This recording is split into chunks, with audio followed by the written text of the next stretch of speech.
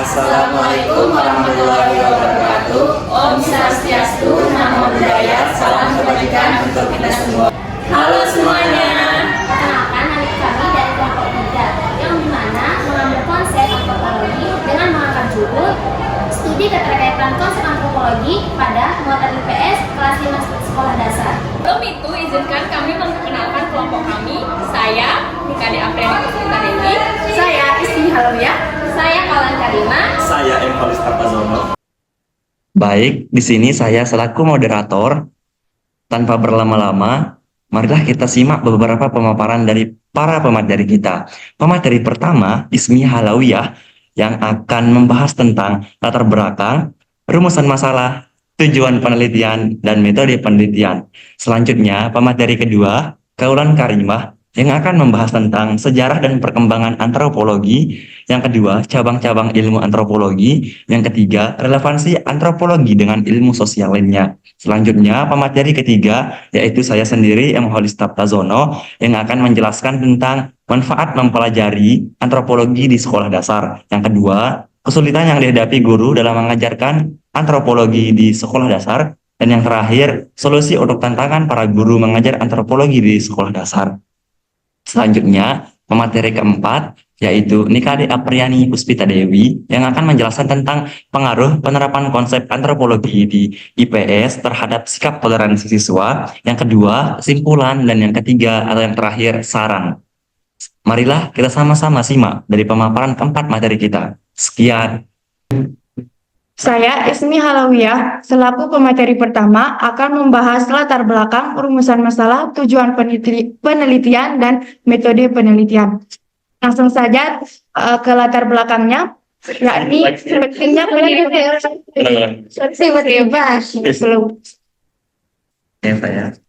Saya Ismi Halawiyah sebagai pemateri pertama akan membahas latar belakang, rumusan masalah, tujuan penelitian, dan metode penelitian. Langsung saja ke latar belakangnya. Yang pertama, pentingnya pendidikan IPS di SD. IPS berperan penting dalam mengenalkan siswa pada masyarakat dan kebudayaan, membantu mereka memahami lingkungan sosial di sekitar. Yang kedua, tantangan dalam pembelajaran IPS. Materi IPS sering disampaikan dengan cara monoton, kurang menarik bagi siswa, sehingga sulit untuk memotivasi mereka belajar tentang masyarakat dan budaya. Yang ketiga, peran antropologi dalam IPS. Antropologi yang mempelajari manusia dan budaya dapat memperkaya materi IPS dengan menambah perspektif tentang keragaman sosial dan budaya. Hal ini membantu siswa memahami keberagaman dan meningkatkan rasa toleransi. Selanjutnya, tentang rumusan masalah. Yang pertama, apa yang dimaksud dengan ilmu antropologi? Yang kedua, bagaimana sejarah dan perkembangan ilmu antropologi sampai sejauh ini? Yang ketiga, apa saja cabang ilmu antropologi dan bagaimana relevansinya dengan ilmu sosial lainnya? Yang keempat, apa saja manfaat mempelajari ilmu antropologi di sekolah dasar? Yang kelima, kesulitan apa saja yang dihadapi guru saat menerapkan konsep antropologi di kelas 5 sekolah dasar dan bagaimana mereka mengatasi masalah ini. Yang keenam, bagaimana penerapan konsep antropologi dalam materi IPS dapat mempengaruhi sikap toleransi dan pemahaman multikultural siswa di sekolah 5 dasar. Selanjutnya, tujuan penelitian. Yang pertama, memberikan pemahaman tentang ruang lingkup ilmu antropologi. Dua, menjelaskan sejarah dan perkembangan ilmu antropologi. Yang ketiga, mendeskripsikan cabang ilmu antropologi dan relevansinya dengan ilmu sosial lainnya. Yang keempat, untuk mengetahui manfaat mempelajari ilmu antropologi di sekolah dasar. Yang kelima, untuk mengidentifikasi kesulitan yang dihadapi guru dalam menerapkan konsep antropologi di kelas 5 sekolah dasar, serta menganalisis faktor, penyebab, dan solusi yang diterapkan. Yang keenam, menilai dampak penerapan konsep antropologi dalam materi IPS terhadap sikap toleransi dan pemahaman multikultural siswa di sekolah 5 sekolah dasar, serta bagaimana metode pengajaran dapat mempengaruhi interaksi siswa dengan keberagaman budaya. Selanjutnya, metode penelitian. Jenis metode kajian literatur. Metode ini mengandalkan penelitian berbasis literatur dan literatur atau sumber tertulis seperti buku, jurnal, dan artikel ilmiah. Tujuan penggunaan metode kajian literatur digunakan untuk mendapatkan pemahaman yang luas tentang antropologi dan aplikasinya dalam pendidikan dasar, terutama dalam mata pelajaran IPS. Sumber datanya, data diambil dari berbagai referensi ilmiah yang relevan dan terpercaya, sehingga mendukung pembahasan konsep antropologi dalam IPS kelas 5 dasar. Mungkin hanya itu yang dapat saya sampaikan. Selanjutnya akan disampaikan oleh teman saya. Baik, saya Kolan Karima sebagai pemateri kedua akan menjelaskan sejarah dan perkembangan antropologi yang dimulai dari awal mulanya. Berawal dari pengamatan para penjajah terhadap masyarakat di luar Eropa. Mereka mencatat budaya dan kehidupan masyarakat yang berbeda dari budaya Eropa. Yang kedua yaitu perkembangan tahap demi tahap. Pada abad ke-18, studi deskriptif tentang budaya masyarakat luar Eropa dikenal sebagai etnografi. Yang kedua, pada abad ke-19, mulai mengorganisasikan budaya dan masyarakat secara sistematis berdasarkan evolusi sosial. Yang ketiga, abad ke-20, antropologi berkembang menjadi disiplin ilmiah untuk memahami masyarakat modern. Yang terakhir, pada era pasca 1970-an, antropologi digunakan dalam berbagai penelitian sosial untuk pembangunan kesehatan dan pendidikan. Yang ketiga, relevansinya saat ini. Antropologi menjadi disiplin ilmu yang penting dalam memahami keberagaman budaya dan masyarakat, termasuk penerapannya dalam pendidikan dasar. Selanjutnya, cabang-cabang ilmu antropologi. Yang pertama, antropologi fisik biologi. Mempelajari manusia sebagai organisme biologis, termasuk evolusi manusia dari variasi fisik seperti ras. Yang kedua, antropologi budaya. Fokus pada cara hidup manusia, kebudayaan, dan bagaimana budaya diturunkan serta berkembang dari generasi ke generasi. Yang ketiga, antropologi linguistik. Meneliti peran bahasa dalam interaksi sosial dan bagaimana bahasa mencerminkan budaya. Yang ketiga, etnogeologi. Mengkaji kebudayaan sebagai suku bangsa di seluruh dunia, baik dalam konteks sejarah atau diakronik maupun saat ini atau sinkronik. Yang kelima, antropologi terapan. Menerapkan konsep antropologi untuk memecahkan masalah praktis dalam masyarakat seperti pembangunan, kesehatan, dan pendidikan.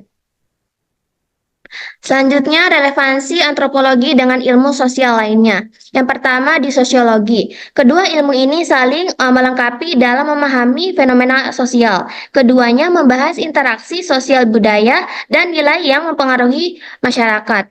Yang kedua, ekonomi.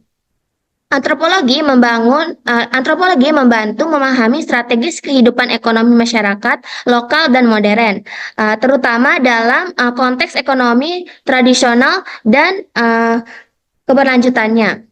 Yang ketiga, ilmu politik dan hukum. Antropologi memberikan wawasan tentang struktur kekuasaan, adat, dan nama-nama sosial yang mempengaruhi sistem politik dan hukum di masyarakat. Yang keempat, penting untuk IPS di SD.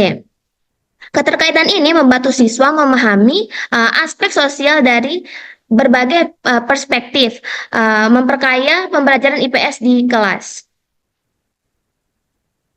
Selanjutnya akan dijelaskan oleh rekan kami.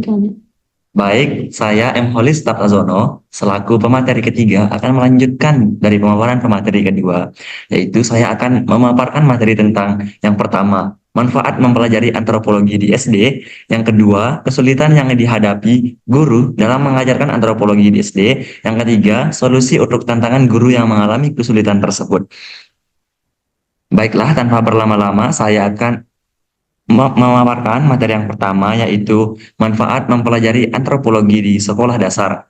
Yang pertama, memahami keragaman budaya. Antropologi membantu siswa mengenal dan memahami beragam budaya, tradisi, dan adat yang ada di dalam masyarakat. Ini meningkatkan pemahaman siswa tentang keunikan tiap budaya. Selanjutnya yang kedua, meningkatkan rasa toleransi. Dengan mempelajari antropologi, siswa belajar menghargai perbedaan budaya dan mengembangkan sikap toleransi terhadap keberagaman. Yang ketiga, mengembangkan keterampilan sosial. Memahami konsep-konsep budaya dan sosial membantu siswa berinteraksi dengan orang lain secara lebih baik dan adaptif. Selanjutnya yang keempat, membangun rasa empati atau sikap empati. Siswa dapat belajar untuk lebih memahami dan menghormati perspektif atau pandangan serta nilai-nilai budaya kepada orang lain. Selanjutnya, yang kedua, kesulitan yang dihadapi guru dalam mengajarkan antropologi di sekolah dasar. Yang pertama, konsep antropologi yang terlalu abstrak. Siswa sekolah dasar seringkali kesulitan memahami konsep budaya, memahami masyarakat yang abstrak, karena mereka masih pada tahap berpikir konkret. Yang kedua, materi yang kurang menarik. Bahan ajar antropologi dalam IPS seringkali tidak dirancang khusus untuk menarik minat siswa sekolah dasar, sehingga sulit bagi mereka untuk memahaminya. Yang ketiga, perbedaan latar belakang budaya siswa. Beragamnya latar belakang budaya siswa dapat menyebabkan perbedaan persepsi atau pendapat dan kesulitan dalam memahami budaya lain secara objektif. Selanjutnya yang keempat, waktu pembelajaran terbatas. Jadwal pelajaran di SD seringkali padat, sehingga guru sulit mengalokasikan waktu yang cukup untuk mengajarkan konsep antropologi dengan mendalam. Selanjutnya, solusi untuk tantangan guru. Yang pertama, guru dapat menggunakan media visual, di mana guru dapat menggunakan video, gambar, dan permainan edukatif untuk membantu siswa memahami konsep budaya dan masyarakat dengan cara yang menarik. Yang kedua, guru dapat memberikan contoh dari kehidupan nyata, yaitu guru menggunakan contoh nyata seperti kebiasaan keluarga atau tradisi di lingkungan sekitar siswa, agar mereka lebih mudah memahami konsep-konsep budaya. Yang ketiga, diskusi dan proyek kelompok. Mengajar siswa untuk berbagi cerita tentang budaya masing-masing dan melakukan proyek kelompok sehingga mereka dapat menghargai keberagaman budaya di dalam kelas. Yang terakhir, pelatihan dan pengembangan profesional. Guru diharapkan mengikuti pelatihan atau seminar untuk meningkatkan pemahaman mereka tentang antropologi, sehingga lebih percaya diri dalam mengajar antropologi di sekolah dasar. Sekian dari saya, akan dilanjutkan oleh rekan saya. Saya, Nikade Apriani Puspita Dewi, akan memaparkan materi pengaruh penerapan konsep antropologi di IPS terhadap sikap toleransi siswa. Yang pertama, pemahaman budaya lebih baik. Siswa menjadi lebih mengenal dan memahami berbagai budaya, tradisi, dan nilai sosial berbeda, sehingga tumbuh rasa hormat terhadap keragaman. Yang kedua, meningkatkan toleransi. Pembelajaran antropologi mengajarkan siswa untuk menghargai perbedaan budaya dan pandangan hidup yang mendukung sikap toleran dalam kehidupan sehari-hari. Yang ketiga, pengembangan karakter multikultural. Siswa diajarkan nilai-nilai menghargai keberagaman yang penting untuk membangun karakter inklusif dan empatik.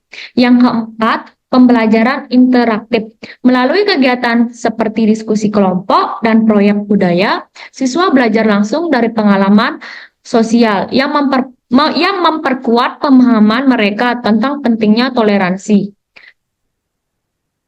Kesimpulannya, antropologi merupakan ilmu mempelajari manusia dan kebudayaan secara menyeluruh sehingga relevan dalam pembelajaran IPS di sekolah dasar. Yang kedua, mempelajari antropologi membantu siswa memahami keragaman budaya, meningkatkan toleransi, dan membangun karakter yang menghargai perbedaan.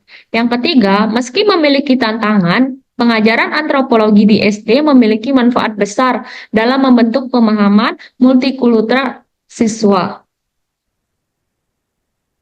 Saran, bagi guru perlu melatih tambahan untuk meningkatkan pemahaman guru tentang konsep antropologi dan cara mengajarkannya. Bagi sekolah, mendukung pengajaran antropologi dengan menyediakan media belajar yang menarik dan interaktif.